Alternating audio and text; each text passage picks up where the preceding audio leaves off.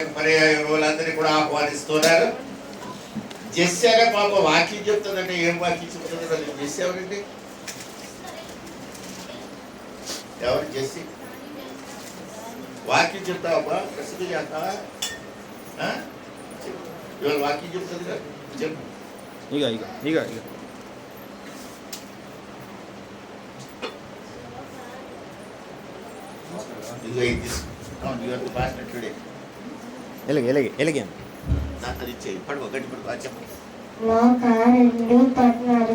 సర్వోన్నతుల స్థలంలో దేవుడు మహిళలు ఆయనకి ఇష్టమైన మనుషులకు భూమి సమాధానం.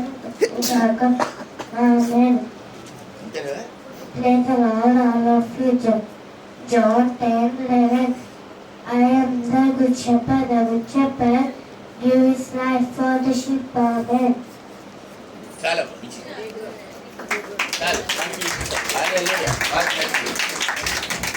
బ్రహ్మాండంగా వాక్యం నేను ఇంకా ఆశీర్వాదం ఇచ్చేస్తాను. హల్లెలూయా. దేవుని బిడ్డలారా, ఈ దినాన్ని చదువుకున్న వాక్య భాగాన్ని కొద్ది మాటలు మనం చూసి ముగించుకుందాం.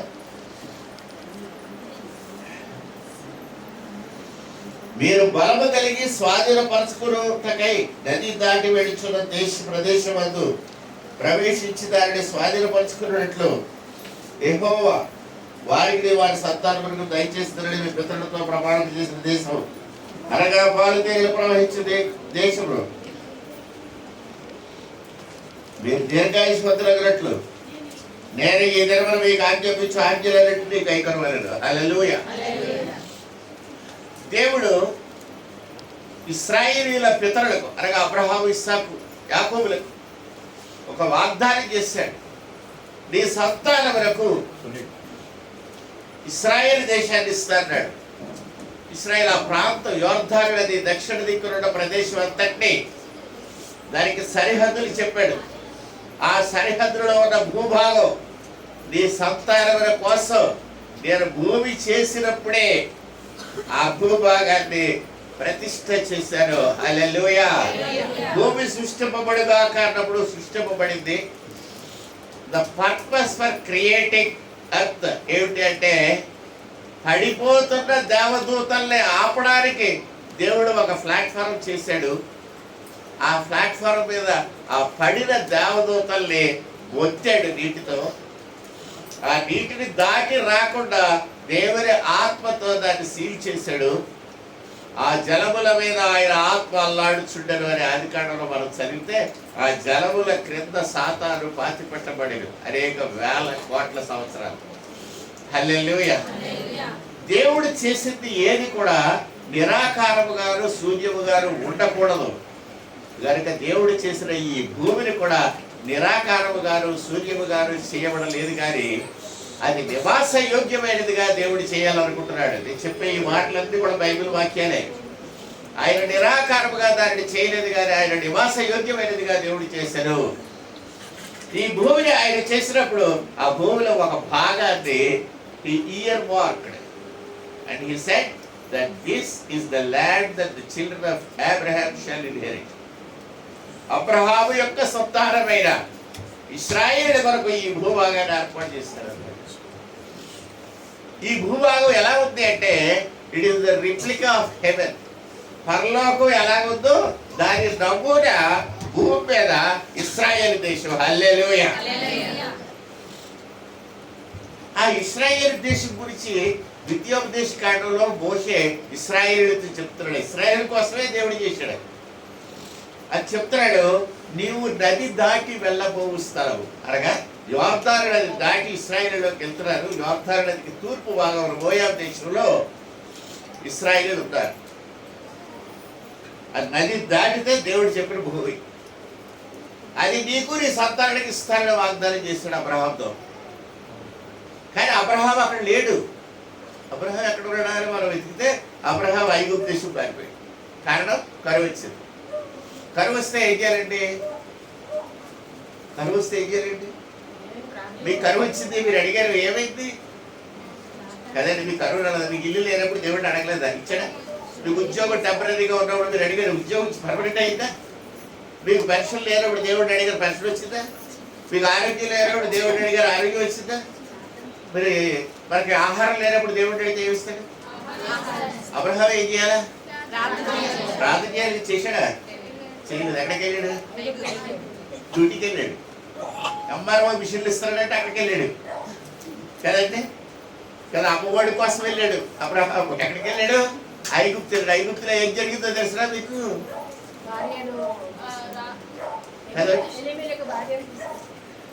శారానేమో పర్వెత్తిపోయాడు కదండి. శారా పర్వెత్తిపోయాడు కదా. తర్వాత దేవుడు మళ్ళీ మొత్తితే ఫరో ఏమో శారా గారికి ఇచ్చిస్తూ ఇంకేం జరిగిందండి అక్కడ?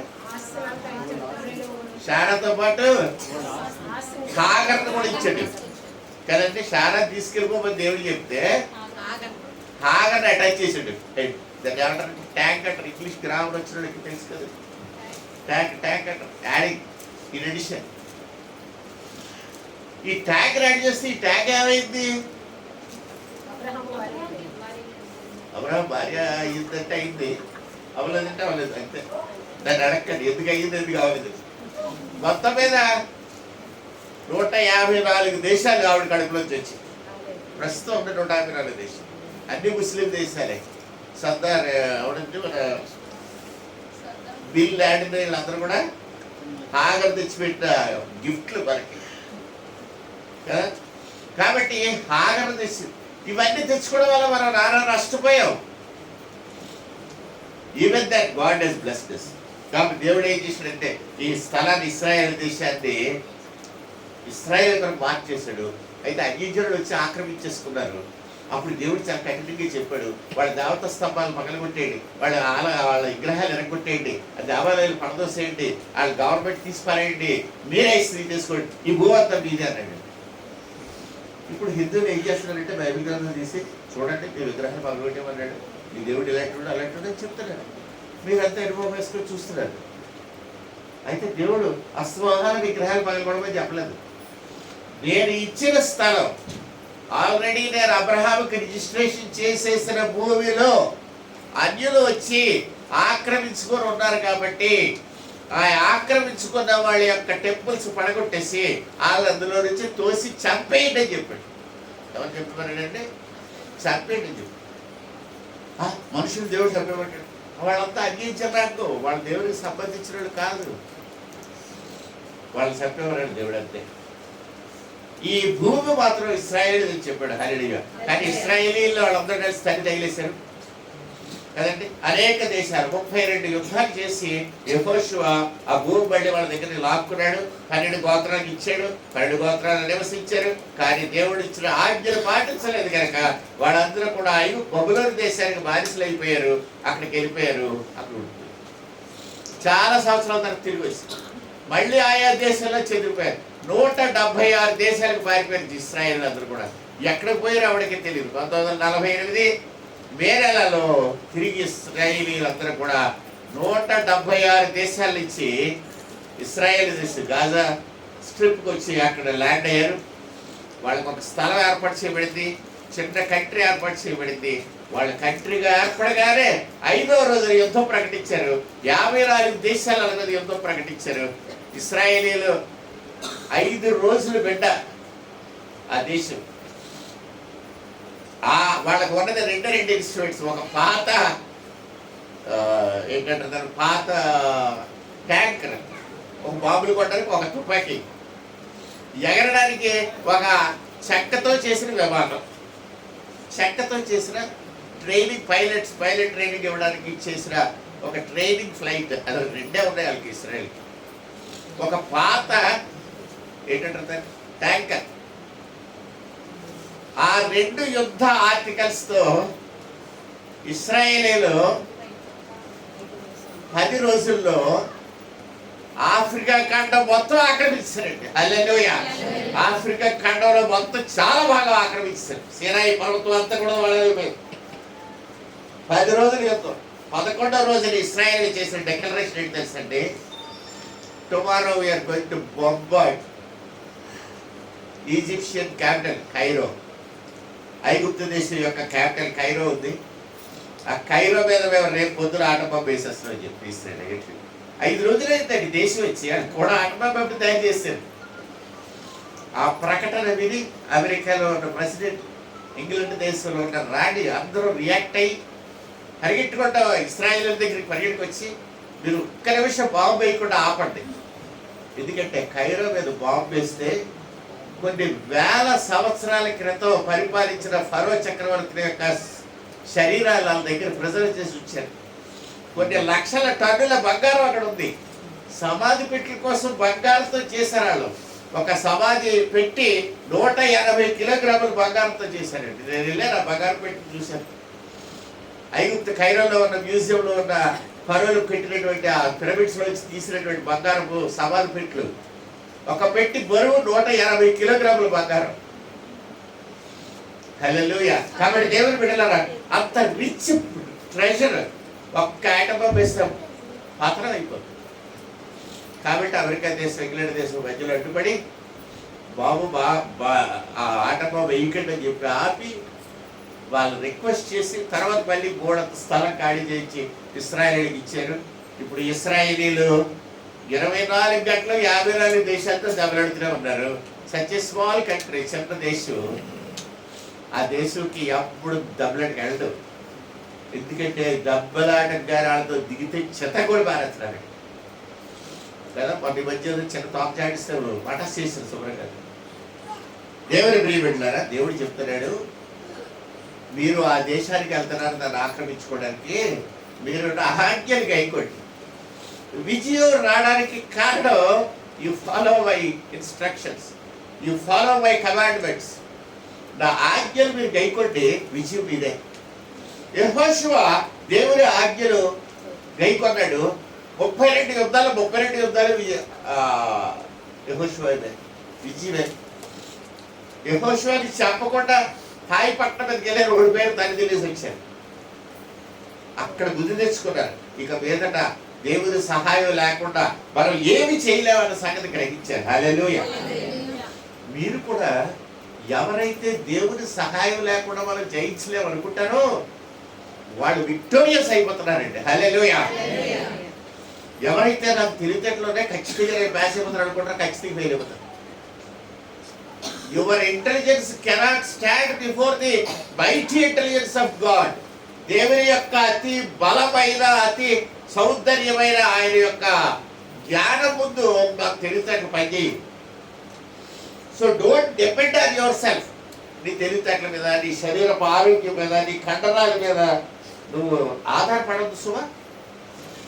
మరి దేని మీద ఆధారపడాలి? దేవుడి మీద ఆధారపడు. ఆయన ఆజ్ఞలు పాటించు. ఆయన ఆజ్ఞ ఎవరు పాటించారండి?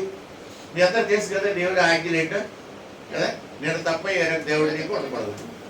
భూపైన ఆకాశం దగ్గర కింద భూమి కానీ దేని రూపముడైనడు విగ్రహముడైనడు చేసుకోకూడదు, పూజించకూడదు, దానికి సాగిలపడకూడదు. రైట్. మీ దేవుడైనా అది 5వ ఆజ్ఞ. 2 చెప్పారు, 3 4 వదిలేశారు, 5 చెప్పారు. విశ్రాంతి దినములు పరిశుద్ధుడు ఆచరించటకు ఒక్కసారి జ్ఞాపకం చేసుకుంటే విశ్రాంతి దినం అనగానే ఎక్కడ లేరు బద్ధకం వచ్చేస్తుంది మనకి కదండి. లేకపోతే ఇది ఆ రోజే చుట్టాలు వస్తారు, ఆ రోజే సంబంధాలు చూసుకుంటారు కదా. ఆ రోజే అన్ని ఆదివారం వచ్చేసరికి ఇవన్నీ ఎందుకు వస్తాయో మనకి జ్వరం వచ్చినట్టు ఉంటుంది. ఉదయమే ఆదివారం ఉదయమే, సోమవారం ఉదయం అడ్డి మీద తగినట్టు ఉంటుంది. నిప్పులు లేచి పరిగెడతారు డ్యూటీకి కదా. ఎవడ తగినంటే ఎవడదలే. కాబట్టి దేవుని బిడ్డలారా, ఆదివారం విశ్రాంతి దినములు దేవుని దినముగా పరిశుద్ధంగా ఆచరించినట్టు జ్ఞాపకం. ఇప్పుడు నువ్వు దీర్ఘాయుష్మంతుడు నీ తండ్రిని అంటే ఇంకోటి నాకు డౌట్ వచ్చింది ఏంటంటే, నీవు దీర్ఘాయుష్మంతుడు అవ్వాలనుకుంటే మీ అమ్మని నాన్నని గౌరవించు అన్నాడు. ఒకవేళ అమ్మ నాన్న లేరనుకోండి ఎవరికన్నా, రాణ ఎవరిని గౌరవిస్తాడు? ఆడ పెద్దమ్మ పెద్దనాన్న ఉందనుకుందాం కదండి. వాళ్ళ అమ్మకు ఒక అక్క ఉంది, లేకపోతే వాళ్ళ నాన్నకు ఒక అన్నయ్య 2 అనుకుందాం. పెద్దనాన్న పెద్ద. ఇప్పుడు వాళ్ళు గౌరవించలేకర్లేదా? మీరు అందరూ ఒక ఏకప్రదేశంతో చెప్తున్నారు. నువ్వు అయిన వాళ్ళు ఎక్కడో ఉన్నారు, వినపడుతున్నాయి అంటే ఎక్కడో స్వరాలు. అదంటే వాక్యం అంటే వాక్యమేనండి. తల్లిని తండ్రిని మాత్రమే సన్మానించాలి. పెద్దనాన్ని పెద్ద తల్లి తగిలేయాలి మీరు బైబిల్ కాపుడు ఏమైనా రాస్తే వ్యాఖ్యానం రాస్తే అలా రాస్తారేమో. కాబట్టి దేవుడు వెళ్ళారా ఎక్కడుందని వాక్యాలు ఎక్కడుంటాయి? ఈ కమెంట్మెంట్స్ అన్ని అబ్బా సంగతి చెప్పారు. 20 అధ్యాయం కదా, ఇంకెక్కడ ఉన్నాయండి? ఇంకెక్కడ ద్వితీయోపదేశకాండం 5వ అధ్యాయం. వెరీ గుడ్, బాగా గుర్తు పెట్టుకున్నారు. చాలా సంఘాలు అడిగి చెప్పలేకపోయారు, మీరు చెప్పారు చాలా వయసు. రైట్. ఈ దేశము పాలు తేనెల ప్రవహించే దేశం. నువ్వు దీర్ఘాయుష్ను అగురట్లు తల్లిదండ్రులు సన్మానించింది. నీవు ఐగుప్తును విడిచిపెట్టి ఇక్కడికి వచ్చావు. నువ్వు వెళ్ళే దేశం వచ్చిన దేశం నాడు కాదు, వెళ్ళే దేశం వచ్చే దేశం నాడు కాదు. నువ్వు కాలేజీలో చదువుకున్నప్పుడు నీకేదో పాఠాలు చెప్పారు మాస్టర్ గారు సిలబస్ ప్రకారంగా. నీకు ఉద్యోగం వచ్చింది, డ్యూటీకి వెళ్ళావు. నీ డ్యూటీలో మాస్టర్ గారు అక్కడ పాఠం చెప్పారండి, ఆ థియరీ ఇక్కడ అప్లై చేస్తారంటే కుదరదు. ఇక్కడ జాబ్లోకి వెళ్ళేసరికి జాబ్లో చేయవలసిన పనులు వేరేగా ఉంటాయి. బట్ ద సిద్ధాంతం నువ్వు అక్కడ నేర్చుకున్న థియరీ ఇక్కడ ఉపయోగపడుతుంది, కానీ నాట్ యాజ్ ఇట్ ఈస్. నువ్వు అక్కడెక్కడో అకౌంట్స్ నేర్చుకున్నావు, ఆ అకౌంట్స్ ఇక్కడ చార్టెడ్ అకౌంటెంట్ దగ్గర పనిచేయవు. You are going to audit some company, oil company, నీకున్న నార్మ్స్ వేరు. You are going to audit some other company, your norms are different. Therefore గుర్తుపెట్టుకోండి, మీరు ఐగుప్తు దేశం నుంచి వచ్చారు కదా, మేము అక్కడే అన్ని ఇక్కడ అప్లై చేస్తాడు కుదరదు. మీకు 2-3 ఉదాహరణలు చెప్తాను. నేవీ వాళ్ళు లీడర్ అనుకోండి, ఎక్కడైనా ఒక నేవీ అయినా ఎక్స్ట్రావీ అయినా లీడర్ అనుకోండి, చిన్న ఫంక్షన్ చేస్తున్నారు.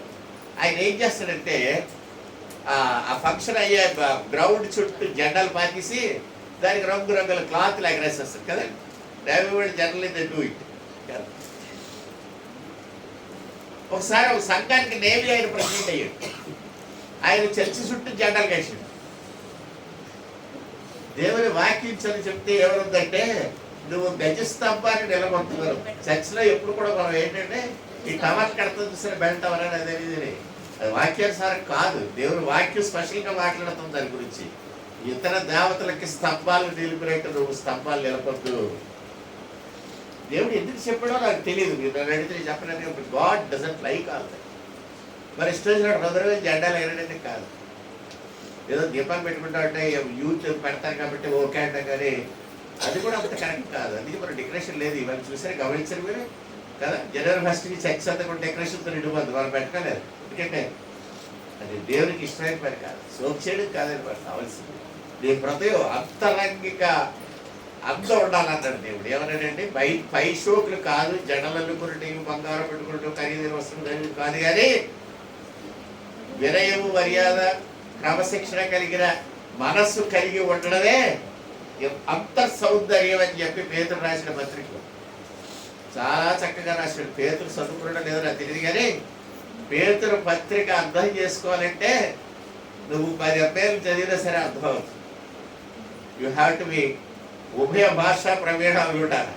ఇటు తెలుగు అటు గ్రీక్ భాషల్లో పాండిత్యం ఉంటేనే కానీ పేతురు రాసిన పత్రిక ఒక్కటి కూడా అర్థం కాదు. చిన్న పత్రికలండి. పౌలు గురించి కూడా రాశాడు పేతురు. ఏమని రాశాడంటే, పౌలు రాసిన మీకు అర్థం చాలా కష్టం, అందుకే నేను సింపుల్గా రాస్తున్నాను అన్నాడు. ఇంత సింపుల్గా రాస్తున్నాడే కావాలన్నా ఆ పేతురు పత్రిక చదివితే అదే అసలు అర్థమై చావట్లే. ఇదే వాళ్ళు ఎంత గట్టిగా ఉందని అర్థం చేసుకోవడానికి ట్రై చేస్తే you go back to Greek అంటున్నాడు. గ్రీక్ భాషలోకి వెళ్ళి చదువుకోండి. కాబట్టి దేవుడు ప్రియబడిన ఇశ్రాయేలీయులు ఐగుప్తు దేశం నుంచి కానాను దేశం వెళ్తే దేవుడు చెప్తున్నాడు, నువ్వు వచ్చిన దేశం వెళ్ళే దేశం రెండు ఒకలా ఉండవు అంటున్నాడు. నిజంగా ఒకలా ఉండవు, పక్క దేశాలే, పెద్ద దూరం కాదు.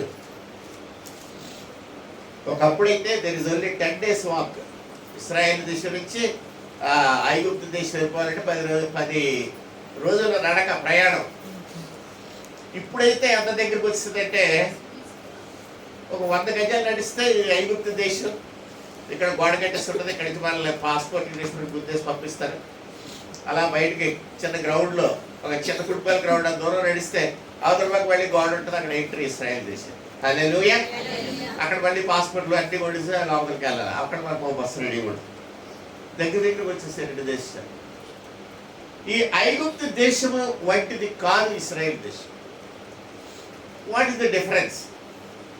ఇక్కడ వాక్యంలో ఏం చెప్తున్నాడంటే, నీ కూర మొక్కలకు ఏం చేసినట్టే నీరు కట్టిన. ఎలా కట్టాడట? నీ కాళ్ళతో నీ కాళ్ళతో నీ చాలకు నీరు కట్టింది. చాలకి నీరు కట్టడం మీరు ఎప్పుడైనా చూసారా పల్లెటూరులో? దేంతో కడతారండి? కాలుతో కడతారు, కొబ్బరితో కడతారు కాదు. పార పట్టుకొని కాలువ ఇలాగే తవ్వి బట్టి వేస్తే నీరిటలో ప్రవహిస్తుంది కదా. పార పట్టుకొని మన తవ్వుతా ఉంటారు. అదే కదా రైతులు చేసే పని అంతా. ఈ ఇశ్రాయేలీలు ఐగుప్తులో అలా చేయలేదట. ఎలా చేశారు? కాళ్ళతో ఇలా తవ్విసారు పట్టండి, కాలుతో.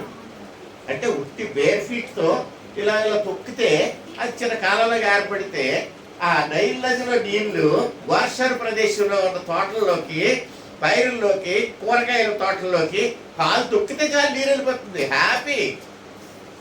అలాంటి ఐగుప్తు దేశం నుంచి వచ్చావు నువ్వు. మరి వెళ్ళబోయే దేశం ఎలా ఉంటుందట? అది లోయలు గుట్టలు గల దేశము. కొండలు ఉన్నాయి, లోయలు ఉన్నాయి. అది వర్షము, ఆకాశ వర్షాలు నీళ్లు పడతా ఉంటే ఆ నీళ్లు తాగేస్తుందట. అంటే ఇశ్రాయేల్ దేశంలో ఫ్లడ్స్ రావండి. అసలు ఇశ్రాయేల్ దేశంలో ఒక యోర్దాను నది తప్ప వేరే నది లేదు. ఇశ్రాయేల్ దేశంలో ఒక గలిలయ సముద్రం తప్ప ఏమీ లేదు. ఇశ్రాయేల్ దేశానికి ఒక పక్క గలిలయ సముద్రం ఉంటుంది right side, east side. West side మధ్యధరా సముద్రం ఉంటుంది. మధ్యధరా సముద్రం ఉప్పు నీళ్ళు, గలిలయ సముద్రం మంచినీళ్ళు. గలిలయ సముద్రం ఎంత బాగుంటుందంటే అందులో దిగితే మూదకి నీళ్ళు తాగిననిపిస్తుంది. అందులో ములిగి వారి నీళ్ళు తాగిస్తాను. చాలా స్వీట్ వాటర్. మీకు కింద ఉన్న గులకరాలు కనబడుతూ ఉంటాయి, అంత తెల్లటి నీరు. ఆల్మోస్ట్ యోర్దాన్ నది కూడా అలాగే ఉంటుంది.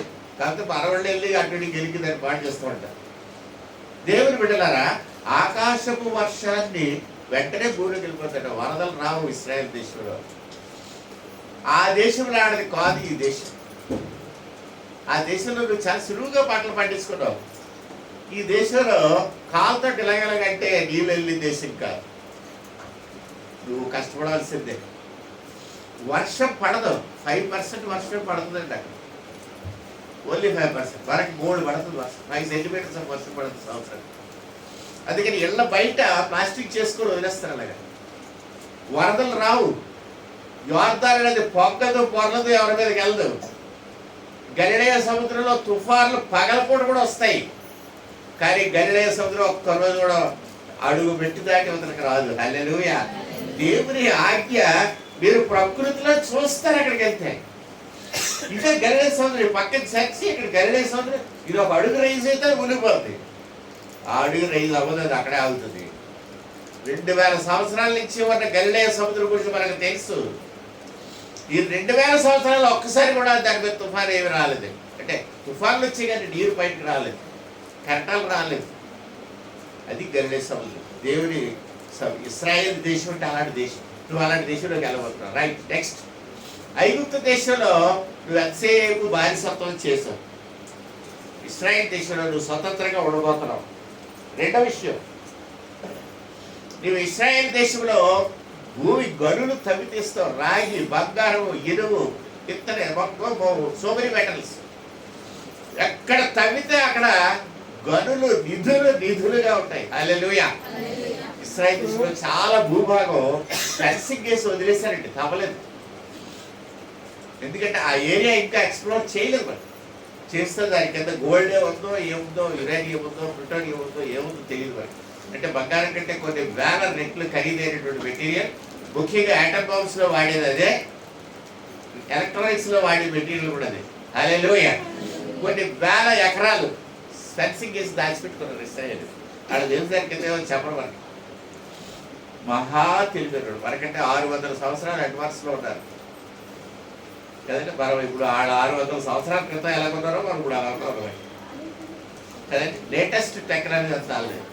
రైట్. చెప్తున్నాడు దేవుడు, మీ భూభాగంలో నేను గనులు దాచిపెట్టిస్తాను, వాల్యుబుల్స్. అంతేకాదు, మీరు వెళ్ళిన తర్వాత పళ్ళు తింటారు. ఏ పళ్ళు తింటారు తెలుసా? ద్రాక్ష పళ్ళు, అంజరము, దానిమ్మ పళ్ళు, ఒలివలు, ఖర్జూరు చెప్పాడు దేవుడు, చెప్పాడు ఖర్జూరు. ఇంకా అండి ఇలాంటి పళ్ళు తింటారు మీరు.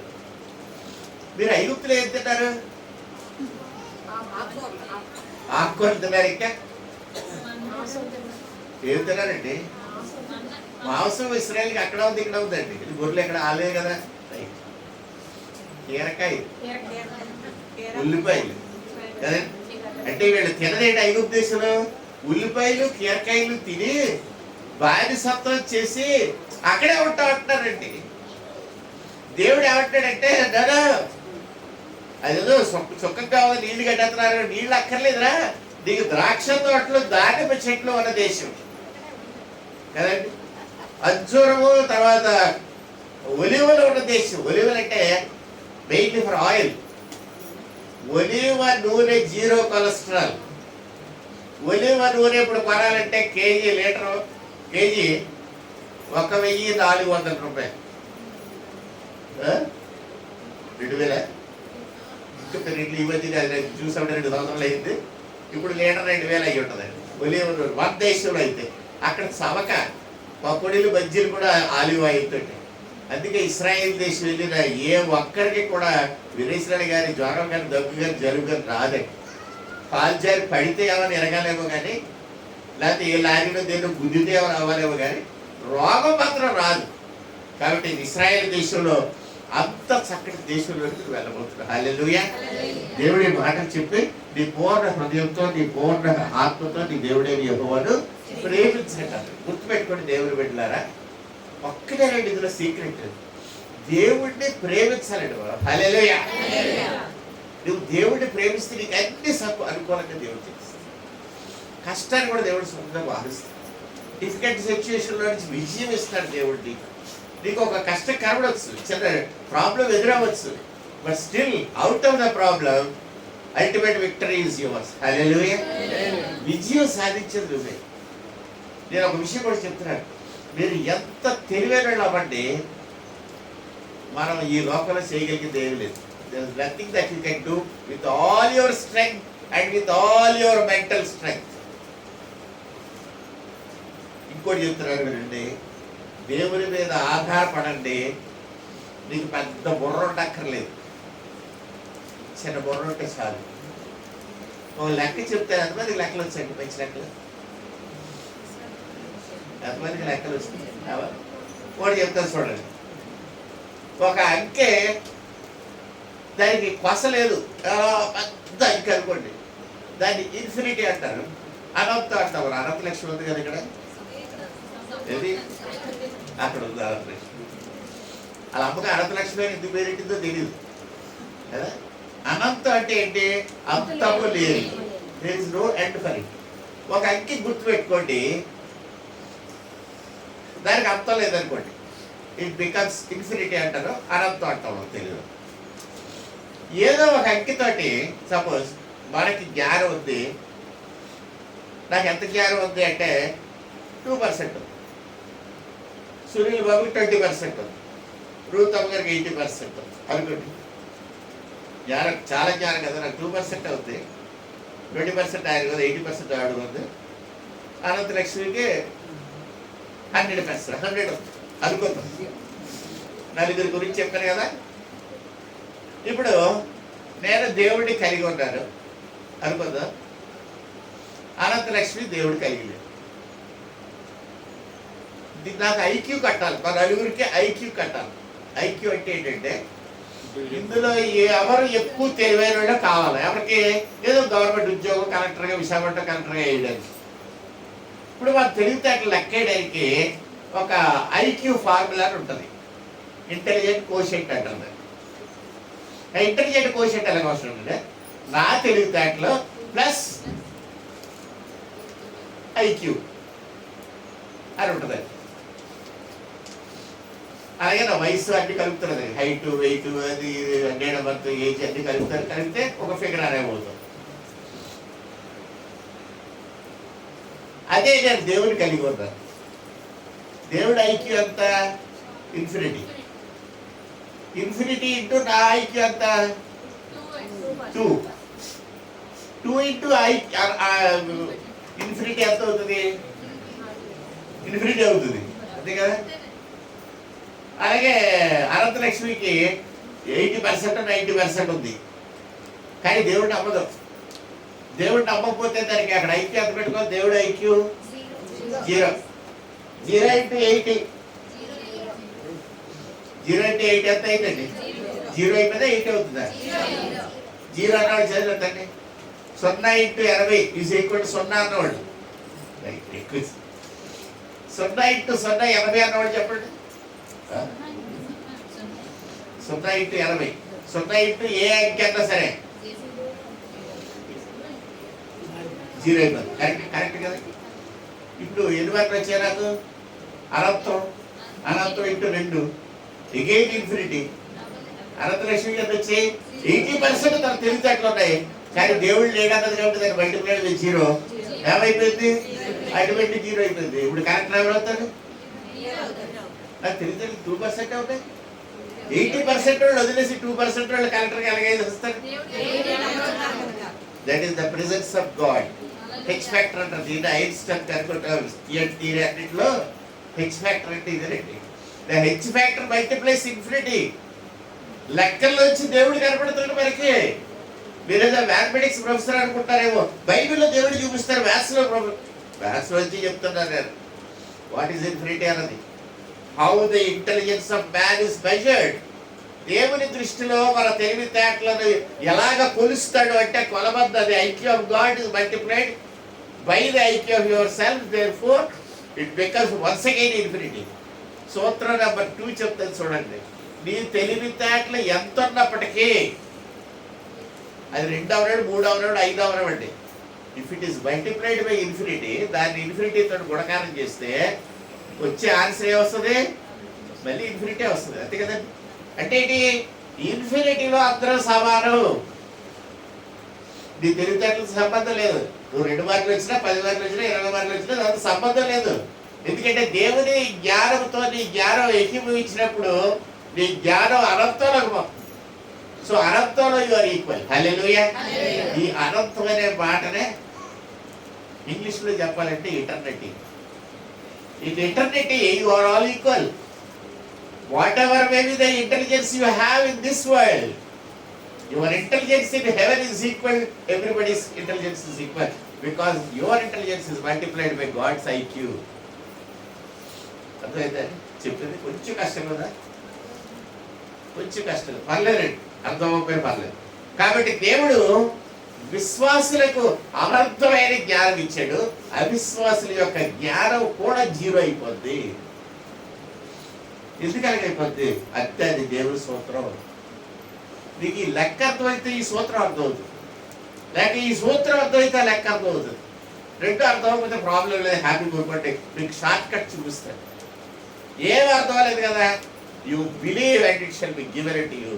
నువ్వు నమ్ముట నీ వలన అయితే నమ్ము వారికి సమస్తము షార్ట్ కట్. ఈ లెక్క ఎందుకు, ఇన్ఫినిటీ ఎందుకు, అనంతం ఎందుకు, నీ ఐక్యూ ఎందుకు, ఆడ ఐక్యూ ఎందుకు, మల్టిప్లికేషన్ ఎందుకు, 0 ఎందుకు, ఈక్వాలిటీ రిటర్నిటీ ఎందుకు, ఇంత బాధ అక్కర్లేదు. Have faith. యేసయ్య ఏమన్నాడంటే నీ విశ్వాసం నిన్ను రైట్. ఇప్పుడు దేవుడు ఇంత ఐగుప్తు దేశం నుంచి ఇక్కడ తీసుకొచ్చి సోదంతో ఈ కొత్త సంవత్సరాన్ని ఎందుకు చెప్తున్నానంటే మీరు ఇశ్రాయేలు దేశం వచ్చేయండి. ఎందుకంటే ఆ దేవుని కన్నులు సంవత్సరాది మొదలుకొని సంవత్సరాంతం వరకు ఆయన కన్నులు ఆ దేశం మీద ఉన్నాయి అని రాయబడి చదివారా? చదువుతారు ఒక్కసారి ఒక్క మాట చూసేయండి. దేవుడైన యెహోవా కన్నులు సంవత్సరాది మొదలుకొని సంవత్సరాంతం వరకు ఎల్లప్పుడు దాని మీద. అయ్యా జ్ఞాపకం పెట్టుకోండి, ఒక్కోసారి మనం దెబ్బలుంటాం. చర్చికి వెళ్ళలేటి, ఇంట్లో లేడేటి దేవుడు. మా ఇంట్లో 10 మంది కలిసి ప్రార్థన చేసుకుంటే దేవుడు ఉండడేటి. ఎక్కడ దారావు 2 3 4 వారి మధ్య ఉంటారని చెప్పలేదేటి అని చర్చి మీద అడిగినప్పుడు మనం అప్పుడప్పుడు అంటుంటాం. దేవుడి మీద అడిగినప్పుడు ఏమంటారంటే ఎక్కడ 2 3 రాములు అక్కడ ఉంటారు, మా ఇంట్లో మేము ప్రార్థన చేసి సార్ మంచిదే, very good, you have that faith and keep it. మరి దేవుడు ఇదెందుకు చెప్పాలా? దేవుడైన యెహోవా కన్నులు సంవత్సరాది మొదలుకొని సంవత్సరాంతం వరకు ఆ దేశం మీద ఉంటాయంటే మిగతా దేశం మీద లేవనే కదా. మిగతా దేశాల్లో లేవని కదా, లేవు, మన దేశం మీద కూడా లేదు.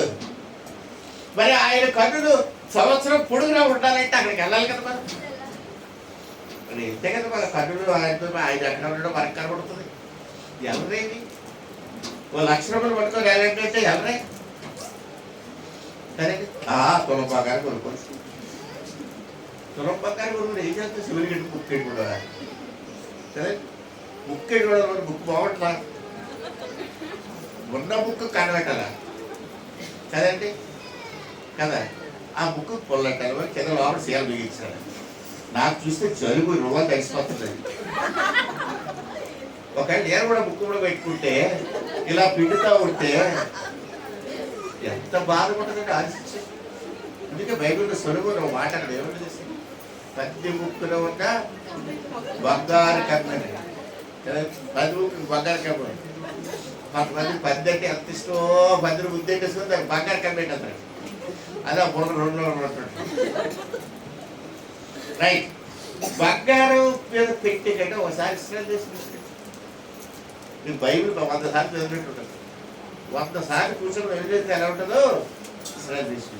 ఆయన కన్నులు సంవత్సరాలు మొదలుకొని సంవత్సరాంతము వరకు ఆ ప్రదేశం మీద ఉంటుంది. తర్వాత దేవుడు చెప్తున్నాడు, నీవు అక్కడ తృప్తి పొందుతావు అన్నాడండి. The concept of satisfaction. ఎవ్వరికి లేదు satisfaction. The theory of satisfaction does not work on gold అన్నాడు ఒకసారి.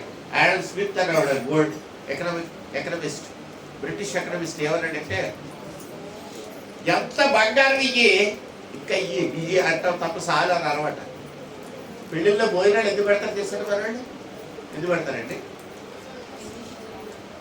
పెళ్ళిళ్ళలో భోజనాలు ఎందుకు పెడతారు? చాలు అని అనాల. వాళ్ళ వచ్చిన గెస్టులు నోట్లో నుంచి సాలంటే అనిపించాల. అందుకని మనం భోజనాలు పెట్టి వేసేస్తుంటే కూరేసుకోండి, ఇదేమంటారా పులిసేమంటారా సాంబార్ ఏమంటారు చాలా ఇక చాలా ఒప్పుకుంటారు కానీ చాలే లోపల తిట్టుకుంటుంటే ఎవరి ఏ క్యాటరింగ్ ఇచ్చారు దరిద్రకొట్టుకోండి. ఇంట్లో సారీ కాదు బెల్లంసారి కాదు కూడా ఎంత బాగుంటుంది. మునగాకు సారి ఇట్టుకున్న బాగుంటుంది. వీళ్ళు తిండి తెప్పుకున్న వాళ్ళు తగలడా అని మనసులో తిట్టుకుంటాం కానీ బయట కాబట్టి చాలా మంది ఎలా వంటకాలు చాలా సూపర్ అండి. ఇదే బాగుంటాయండి మధ్య ఏమో కానీ ఈ మధ్య క్యాటరింగ్ పూర్తి పడింది. ఏది సరికొడుకోలేదు. స్త్రీలకు వచ్చిన గర్వం ఉంటుంది. ఏంటంటే ఇంట్లో కారం తెచ్చుకుంటాం 2 నెలలకు 3 నెలలకు ఒకసారి కదా, నెలకు. ప్రతి మనిషి ఎవరు ఉంటుందంటే నేను చేసినట్టు కారం ఇంకెవరు చేయలేదు. నేను అన్నది కరెక్ట్ కాదు చెప్పండి. మీరు అందరూ అనుకుంటారా లేదు నిజం చెప్పండి. కానీ నేను చేసే కారం అంత దరిద్ర కారం కూడా చండాలం. ఏ కూరలో ఇస్తే కూర పాడిలే. ఇంకోటి చెప్తాను చూడండి, కారంలో మిరపకాయల్లో ఉన్న కారం అందులోకి వెళ్తాం తప్ప మీరు చేయడం వల్ల రాలేదు. నీకు తెలియదు. పసుపుకో బాగు కేజీ, ధనియాలు 1 కేజీ. ఈ సూత్రం నాకు మా అమ్మ చెప్పింది, మా అమ్మకు వాళ్ళ అమ్మ చెప్పింది, వాళ్ళ అమ్మకి కోతి చెప్పింది.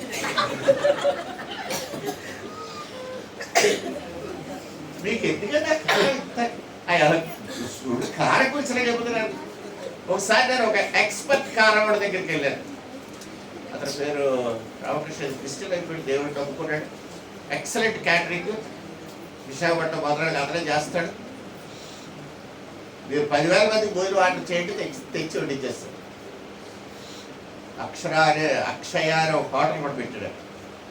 అతను గుంటూరు నుంచి ఒక 5-6 లోడ్లు కారం తెప్పిస్తాడు. 5 లారీలు లాగి ఉన్నాయి ఒకసారి ఒక దగ్గర.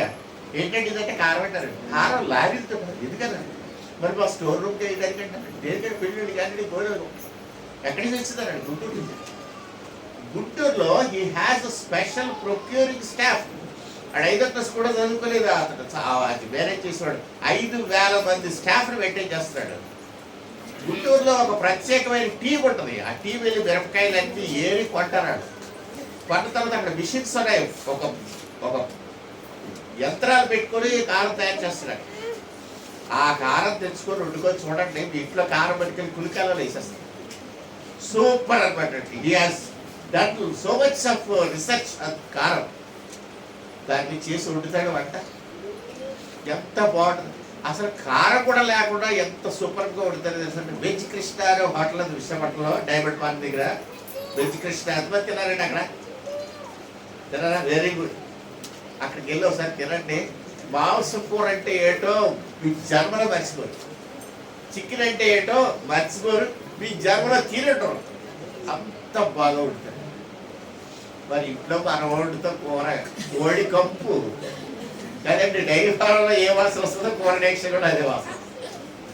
ఏమైనా ముక్కు ఎక్కువ సెన్సిటివ్ ఎక్కువ.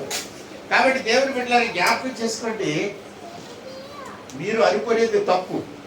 మీరు అందరూ కూడా కారం చేసేది ఒకటే రకం. మీరు కొని కారం కూడా ఇలా సంతలంట కొట్టరు, లేకపోతే కొత్త సెల్లి కొట్టారో లేకపోతే గోపా పంటలు కొట్టరు. మీరు కొనే మిరపకాయలన్నీ సచ్చు రకం మిరపకాయలు. మీరు చేసే కారంలో మీరు వాడే సిద్ధాంతం తప్పు, అబ్సల్యూట్లీ రాంగ్. మీరు ఆంధ్ర యూనివర్సిటీకి వెళ్ళి అక్కడ ఒక డిపార్ట్మెంట్ ఉంది కారం మీద. ఆ డిపార్ట్మెంట్లో కనుక్కొని డీటెయిల్స్ కనుక్కొని ఎలా చేయాలో నేర్చుకోండి. నేర్చుకోవడంలో తప్పేం లేదు. మీరు చేసేది తప్పు, మీ అమ్మమ్మ చెప్పింది తప్పు, మీ అమ్మ చెప్పింది తప్పు, మీ అమ్మమ్మ వాళ్ళ అమ్మ పోల్చి చెప్పింది తప్పు. అందుకే మనకి తిండి తినబుద్ధేయట్లేదు ఇంట్లో. పిల్లలకు వచ్చేయట్లేదండి, హోటల్లో తినేస్తున్నారు. పిల్లలు పానీపూరి తినేస్తున్నారండి. పిల్లలు అదేంటంటే సైన్యం ఉంటుంది నూడిల్స్. నూడిల్స్ పిల్లలు నూడిల్స్ తినేస్తున్నారంటే అన్నం తినట్లేదండి. ఎందుకంటే అంత తినట్లేదు? మీ వంటలో ముఖ్యమైన ఇంగ్రీడియంట్ ఏది? కారం. మీరు వేసే కారం తప్పు, మీరు వండే వంట తప్పు, మీ మాంసకూర తప్పు, మీ కోడి కూర కప్పు. నేను ఎలా తినతాను అనుకోకండి, నిజంగా నాకు కూడా కప్పుకోవడం. నేను ఎలాగుండా తినేస్తాను, ఎందుకంటే దేవుడి పెట్టలే కదండి. ఏం అనకూడదు, నోరు మూసుకుని కమ్మది తినేసి సార్లే సార్. నిజానికి కడుపు నిండా తినే అబ్బాయి చాలు అక్కడ రోజు ఒక్కట్లేదండి. ఇలా బెజ్జి కృష్ణాలో తినదు తప్ప. కాబట్టి దేవుని బిడ్డలారా వండుకోవడానికి టైం ఇవ్వండి, మనసు పెట్టండి. ఈ చండాలకు పాతకాలపు అలవాట్లు ఉన్నాయి. కారం కొట్టేటప్పుడు అది మానేయండి. నన్ను అడిగితే మీకు మంచి సూత్రం చెప్తాను. కారం, మిరపకాయ కారం పౌడర్ తెచ్చేసుకుని సపరేట్గా యాలక్కాయ ఇది లవంకాయలు యాలపండి మేము పెట్టుకుంటాను. అవి కూడా పౌడర్స్ చేసుకుని ఎప్పుడు కలుపుకోండి, బాగుంటుంది. అంతేగాని అన్ని కలిపి మిల్లాడించి అందులో పెట్టి తీసి ఆరేసి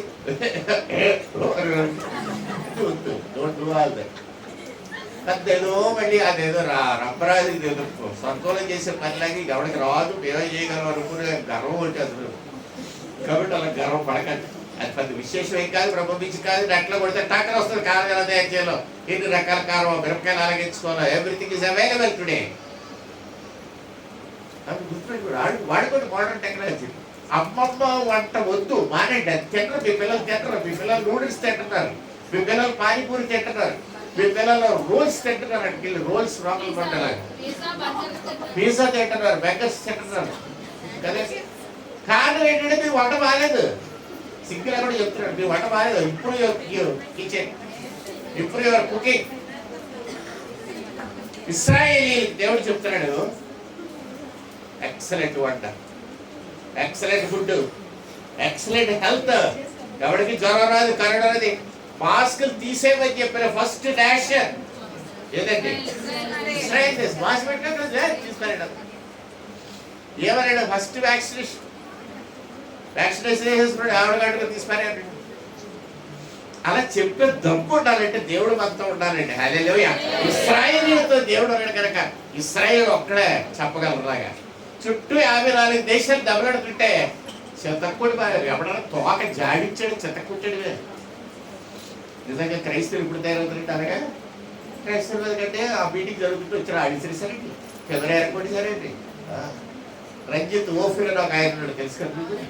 రంజిత్ ఓఫీర్ ఏం చేయాలి తెలుసంటే, మీటింగ్లో ఎదురుకుండా బ్యాడ్ల మీద అన్ని సీసీ కెమెరాలు పెట్టేస్తున్నాడు. ఒక 50 మంది మంచి బాక్సర్స్ తయారు చేశాడు విశ్వాసంలో నుంచి. అక్కడ ఇట్టాడు, ఒరే ఎవడన్నా వస్తే ముందు వాళ్ళు ఎరక్కొట్టనివ్వండి. అక్కడ కెమెరా పెట్టాడు, ఎరక్కొట్టడానికి అంట. అది బొమ్మ కెమెరా అక్కడ పెట్టాడు. ఈ బీజేపీ వాళ్ళు వచ్చేసి ముందు ఆ కెమెరా చదవకూడదు, మేడ మీద అక్కడ రికార్డ్ అయిపోతుంది ఎదురుకుంటా. ఇక్కడ ఈ కెమెరా బద్దలు కొడుతున్నాను నేను, పూర్తిగా బద్దలు కొట్టనిచ్చాడు. తర్వాత అవతల కెమెరా వాళ్ళు మన ఆపేయండి అన్నాడు. ఆఫీసర్ వాళ్ళు అక్కడ మేడ మీద టక్ టక్ టక్. ఇప్పుడు ఇక్కడ ఉన్న మన గ్యాంగ్ ఉంది కదా, మరో 20,000 మంది మీటింగ్. అక్కడ వచ్చిన వాళ్ళు 20 మంది ఉన్నారు వెనకొచ్చేయడానికి. మనోళ్ళకి సైట్ చేశాడు రెంటర్ ఇప్పుడు వేసాడు. మనోళ్ళు వచ్చారు, ఒక్కొక్కటి పీకటి తీసుకెళ్ళిపోయి బుక్కులు గిక్కులు ఎరగొట్టి పారిస్తారు. ఎరగొట్టి పారిసిన తర్వాత పోలీస్ కంప్లైంట్ ఇచ్చారు. ఎవరు? రంజిత్ తోఫీ వెళ్ళి కంప్లైంట్ ఇచ్చాడు. ఏమని? కాబట్టి ఇలా బీజేపీ కొట్టేశారండి, సీసీ కెమెరా ఫుట్టింగ్ ఇదిగోండి అని ఇచ్చారు. పోలీసులు పిలిచారు. ఏడి వీళ్ళందరూ ఎవరు కనపడ్డా? ఎక్కడున్నారు? హాస్పిటల్లో. వాడి చేతులు వెళ్ళిపోయి ఎవరైనా కొట్టే బాధ్యులు ఆళ్ళని కొట్టుకొని వచ్చేసారు. ఎరగొట్టింది ఎవరు? నేనే ఎరగొట్టామని చెప్తున్నాడు రంజిత్ తోఫీ. నేనే ఎరగొట్టించాను. ఇప్పుడు చెప్పండి, నేను మీటింగ్ కడతాను, వస్తారా ఎవడన్నా? బెదిరెక్కుతాళ్ళు రావట్లేదే. కాబట్టి అంతకాలం ఒప్పుకోవచ్చు. సరే, ఇశ్రాయేలీయుల గురించి దేవుడు మాట్లాడుతున్నాడు. I'm your God. ఐగుప్తు దేశం వంటి దేశం కాదు, పిరికి దేశం కాదు అది కదండి. ఐగుప్తు దేశం పిరికి దేశం అనకండి, మీరు నిజంగా పిరికి దేశం అనుకోకండి. 4000 years వరల్డ్ సూపర్ పవర్ ఎవరంటే ఐగుప్తు దేశం. 4000 సంవత్సరాలు ప్రపంచ ప్రఖ్యాతి గాంచిన దేశము ఐగుప్తు దేశం. నాకు ఐగుప్తు దేశం అంటే చాలా ప్రేమ, చాలా ప్రేమ. నేను ఎప్పుడు అనుకోలేదు ఐగుప్తు దేశం నాకు ప్రేమిస్తానని. కానీ ఐగుప్తు దేశం వెళ్ళినప్పుడు వాళ్ళు చూసినప్పుడు ఒక విధమైన జాలి, ప్రేమ ఎక్కువైపోయింది. నా జీవులో 2-3 పెన్నులు ఉన్నాయి. ఐగుప్తు దేశం చూసి మీ పెన్నోటి ఇవా అని అడిగాడు.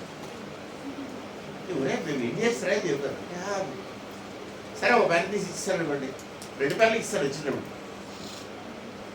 ఐగుప్తు దేశంలో మన ఇండియాలో ఉన్న 3 రూపాయలు పెద్ద కంటే అంత కూడా లేదంటే అది పరిస్థితి. అంటే పేద దేశం అయిపోయింది. Egypt become a poor nation today. మనకంటే పేదరికంలో ఉంది. మనమే లజ్జగా ఉన్నాం, మనల్ని వాళ్ళు అడుక్కుంటున్నారు. అలాంటి దేశం ఒకప్పుడు సూపర్ పవర్. దేవుడు బిడ్డలారా, దేవుడు చెప్పే మాట ఏంటంటే ఏదో సులువుగా ఏదో పూట గడిచిపోతారు, కాళ్ళతో ఇలాగలా కలుసుకొని బీరకాయలు కేరగాయలు తినడం కాదు. మీకోసం నేను ఇచ్చిన ఫుడ్ దానిమ్మలు, ద్రాక్షలు, ఒలివ పళ్ళు, అంజూరం పళ్ళు, ఇంకేంటంటే ఖర్జూరం, అవన్నీ మొత్తం తేనె ఇస్తానండి మీకు, అది మీ ఫుడ్ అని చెప్పి దేవుడు. హల్లెలూయా. ఇప్పుడు కంపారిజన్ ఏంటి చెప్పంటారా? ఐగుప్తు దేశం అంటే ఈ లోకం. ఈ లోకంలో మనకి ఏదో పూట గడిచిపోతుంది, ఏదో కాళ్ళతో అల్లల్లా అనేసి ఏదో తినేస్తుంది, ఏదో కారం అది ఇది అయిపోయింది. అది కాదండి. క్రైస్తవులు మనకి విశ్వాసం ఉంది. నిత్య జీవం ఉందో నమ్ముతున్నాడు చేతులెత్తండి. నిత్య జీవం లేదనుకున్నవాడు చేతులెత్తకండి. నిత్య జీవం ఉన్నది అనేవాడు చేతులెత్తండి. విశ్వాస ప్రమాణంలో ఏం చెప్తున్నారండి? నిత్య జీవం ఉన్నదని నమ్ముతున్నాను అంటున్నారా? ఉన్నది కదా. ఆ నిత్య జీవం కోసం సిద్ధపడ్డాడు. అది ఇశ్రాయేలు దేశం అంటే. ఆ నిత్య జీవంలో దేవుడు నీకు పరలోకపు మన్నా తినిపించబోతున్నాడు. అది నేను చెప్పండి. ఇంకా ఏం తినిపించబోతున్నాడు? జీవ వృక్ష ఫలములు తినిపించబోతున్నాడు. అది అంటే జీవ వృక్షం ఎక్కడుంది? ఏదైనా ఉంది. అబ్రహాం తిందాం అనుకున్నాడు కదా. అబ్రహాం కదా, ఆదాము తిందాం అనుకున్నాడు, తినలేదు కదా. అంటే మానవుడు ఎవడో తినలేదు కదా. కానీ దేవుడు మనకి ఎక్కడ ఇస్తున్నాడంటే పరలోక రాజ్యంలో జీవవృక్ష ఫలములు భుజం పలుకుతుంది కదా. జయించి వారికి పరదేశంలో ఉన్న జీవవృక్ష ఫలములను భుజం పలుకుతుంది. మరి కొన్ని డిన్నర్ జరిగిపోతా ఉంది. ఆ డిన్నర్ లో మనం జీవవృక్షాలు తింటాం, బండా తింటాం, జీవజల నీళ్లు తాగుతాం, యేసు ప్రభుతో ఉంటాం. హల్లెలూయా. అనగా కానాను అనే పరలోక రాజ్యానికి చేరబోతున్నాం. ఈ మధ్య ప్రయాణంలో మనం ఉన్నాం. On the way. వారాన్ని కోరిన చేదైన స్థలముల ద్వారా పోవలసి వచ్చినదేవి సియోను పాటలు సంతోషముగా సియోను చేరతామంటారు. హల్లెలూయా. క్రైస్తవ విశ్వాసం అది. అవర్ ఫెయిత్ ఇస్ సచ్, చాలా గొప్ప ఫెయిత్. కాబట్టి ఈ విశ్వాసాన్ని కాపాడుకుంటూ ఫ్యూచర్ జనరేషన్స్ కి మన సువార్తను అందిస్తూ వాళ్ళని మనకు కూడా తీసుకుని వస్తూ పరలోకానికి తీసుకెళ్ళవలసిన పూచి మీ అందరిలో ఉంది. అందుకనే చిన్న చిన్న ట్రైనింగ్ సెంటర్స్, చిన్న చిన్న చర్చెస్, పెద్ద చర్చ్ ఉండాలా. సతీష్ కుమార్ గారి చర్చెస్ పెద్ద మంది ఉండాలా. దాని కింద 100 మంది ఉంటే చిన్న చిన్న చర్చలు ఉండాలా. ప్రతి 100 మందికి ఒక కాపర్ ఉండాలా. చిన్న ప్రార్థన సహవాసంలోనే దేవుడు మాకు ప్రేమిస్తాడు ఎక్కువ. Hallelujah. God knows by name our individual names. ప్రతి వ్యక్తిని గుర్తుపట్టాలి. మీ పాస్టర్ మిమ్మల్ని గుర్తుపెట్టగలిగి ఉండాలి. మిమ్మల్ని పేరు పెట్టి పిలవగలిగి ఉంటారు, మీకోసం ప్రార్థన చేయగలిగి ఉంటారు. ఇంటి దగ్గరికి వెళ్ళి ప్రార్థన చేస్తున్నప్పుడు మీ ఫ్యామిలీస్ వరుసగా రావాలి గుర్తులో, మెమరీలో. కాబట్టి దేవుని బిడ్డరా, వచ్చే ఆదివారం రేపు ఉదయం నుంచి కూడా, రేపు కూడా ప్రోగ్రామ్ ఉంది కదండి. రేపు ఉదయం 10 గంటలకు ప్రభు వాళ్ళు ఉంటుంది. కాబట్టి దయచేసి సకాలానికి రండి. ఈ సమయంలో మనం ప్రార్థన చేసి ముగించుకుందాం. ఈవేళ కూడా మీకు సొంతంగా ప్రార్థన చేస్తారు. నూతన సంవత్సర దీవెన ప్రార్థన అని పెట్టారు. So she'll give you a blessing, a prayer of blessing అది న్యూ ఇయర్స్ డే. దాని మీద వాళ్ళు బోలేడు కూడా సిద్ధపడచ్చు. చిన్న ప్రార్థన చేసి ముగించుకుందాం. మరి ఒకసారి మీ అందరికీ కూడా నూతన సంవత్సర శుభాభివందనాలు తెలియజేస్తున్నాను. God bless you abundantly and make it a prosperous year and a blessed year. దేవుడు మిమ్మల్ని దీవించిన ప్రార్థన చేస్తాను. పడతారు. పరిశుద్ధమైన దేవానికి స్తోత్రాలు వందనాలు చెల్లించుకుంటున్నారు. ఇశ్రాయేలీయులు ఐగుప్తు దేశంలో నుండి కానాను దేశంలో నడిపించావు. ఐగుప్తు దేశంలో ఉన్న పాత పంటలకు, ఇశ్రాయేల్ దేశంలో ఉన్న నూతన ఆహార విధానాలకు మధ్యలో అనేక సంగతులు మీరు తెలియజేసినందుకే వందనాలు స్తోత్రాలు చెల్లిస్తున్నారు. ఈ మధ్యాహ్న సమయంలో మమ్మల్ని అందరినీ కూడా నీ పరిశుద్ధ బాహువుల కింద దాచినందుకు స్తోత్రాలు. బిడ్డలు చెప్పిన సాక్ష్యాలు బట్టి మీకు వందనాలు ప్రభావ. బిడ్డల యొక్క జై జీవితాన్ని బట్టి మీకు స్తోత్రాలు. వాళ్ళకి ఇస్తున్న ఉన్నతమైన స్థితిని బట్టి మీకు వందనాలు. ఇంకా ఎవరైతే నీ అందు విశ్వాసంగా లేకుండా ఉంటున్నారో, ఎవరైతే తిరుగుబాటుగా ఉంటున్నారో ఆ బిడ్డల కొరకు ప్రత్యేకంగా ప్రార్థన చేస్తున్నారు. ప్రభా, నీ మందిరంలో ఒక దినము గడుపుట 1000 దినముల కంటే శ్రేయస్కరమని చెల్లిస్తున్నావు. దాని మందిరంలో పరిచర్య చేయడం ఎంతో మేలు, ఎంతో దీవెన, ఎంతో ఆశీర్వాదం. మీ సేవలు ప్రభా మేము ఆయా కారణాల చేత దూరం కాకుండా మాకు ఇవ్వబడిన పనిని మేము నమ్మకముగాను యథార్థముగాను పూర్ణ హృదయంతో చేయగలిగే కృప మాకు ప్రసాదించమని మమ్మల్ని మీరు సన్నిధానంలో పెట్టుకుని ప్రతి బిడ్డను పేరు పేరు వరుసని సన్నిధిలో జ్ఞాపకం చేసుకుని ఈ నూతన వస్త్ర దీవెనను అనుగ్రహించమని విజ్ఞాపన చేసుకుంటూ ఈ మా చిన్న ప్రార్థన మా ప్రియ ప్రభు రక్షకుడైన యేసుక్రీస్తు వారి పరిశుద్ధ నామమున వేడుకుంటున్నాము తండ్రి. పరలోకమందున మా తండ్రి, ఈ నామం పరిశుద్ధపరచుకొను గాక.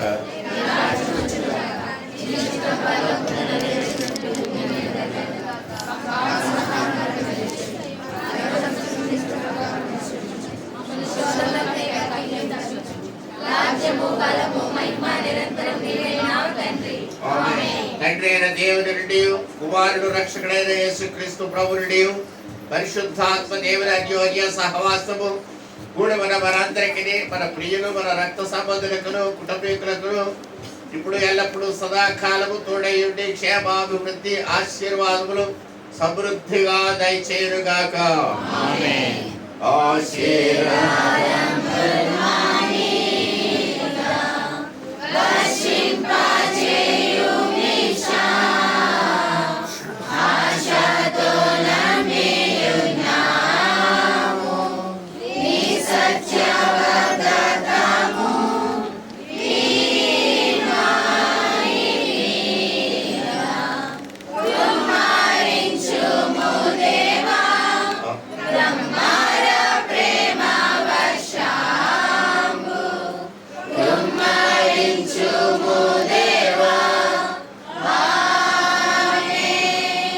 హల్లెలూయా.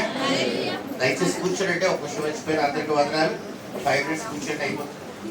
మరి క్రిస్మస్ రోజున ఆడించినటువంటి ఆటలన్నిటికీ కూడా ప్రైజ్లు ఉన్నాయి కాబట్టి